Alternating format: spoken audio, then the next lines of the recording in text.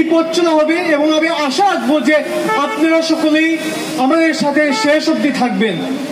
এই পথ চলার জন্য এই গরমের মাঝে, এই রৌদ্রের মাঝে 3টা সাড়ে 3টার সময় আপনারা সকলে এসেছেন, জড়ো হয়েছেন, তার জন্য আমি কিভাবে সাধুবাদ জানাবো তা বলে ওঠা সম্ভব নয়। এক দু কথায় আমি পুরো জিনিসটা ব্যাখ্যাও করতে পারবো না যে আমি কতটুকু আপনাদের কাছে সাধুবাদ জানাতে চাই, কতটুকু আপনাদের কাছে আমি কৃতজ্ঞ যে ছাত্র সমাজের ডাকে আপনারা সবাই এসেছেন এবং আমাদের সহযোগিতা করছেন।